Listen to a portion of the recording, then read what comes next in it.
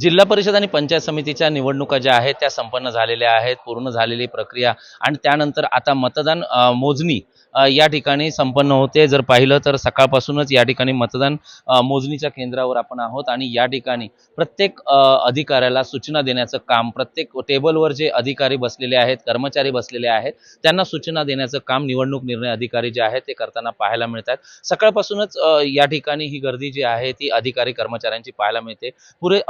या ठिकाणी कोणताही अनुचित प्रकार घडू नये यासाठी मोठ्या प्रमाणात पोलीस बंदोबस्त देखील तैनात करण्यात आलेला आहे। पोलिसांची विशेष पथकं जी आहेत ती तयार करण्यात आलेली आहेत। या ठिकाणी जर पाहिलं तर टेबल क्रमांक 1, टेबल क्रमांक 2 अशा प्रकारचे 9 ते 10 टेबल जे आहेत ती या ठिकाणी लावण्यात आलेली आहे। त्याचप्रमाणे सिंधुदुर्ग जिल्ह्यातील ठिकठिकाणी म्हणजे कुडाळ असेल, मालवण असेल, त्याचप्रमाणे सावंतवाडी, देवगड या ठिकाणी अशाच पद्धतीचं काहीसं वातावरण जे आहे ते पाहायला मिळतंय। कारण मतदान प्रक्रिया जी आहे ती पूर्ण आणि सुस्थितीत व्हावी यासाठी प्रशासन सज्ज झालेलं आहे। आणि जर आज पाहिलं तर या ठिकाणी कोणाचा या जिल्हा परिषदवर झेंडा, त्याचप्रमाणे पंचायत समितीवर झेंडा लागतो हे देखील पाहणं तेवढंच महत्त्वाचं आहे। मात्र प्रत्यक्षात जर पाहिलं तर मागील अनेक वर्षांपासूनचं चित्र जे आहे ते राणेंची जिल्हा परिषद, राणेंची पंचायत समिती आणि त्यामुळे ही यावेळेच्या निवडणुकीत राणे आपला वर्चस्व राखण्यात यशस्वी ठरतात का हे देखील पाहणं तेवढंच महत्त्वाचं आहे। मात्र नितेश राणेंची चाणक्य नीती जी आहे ती या निवडणुकीत प्रकर्षाने दिसून आली। कारण पहिल्यांदाच 25 उमेदवार जे आहेत ते बिनविरोध निवडून आले होते आणि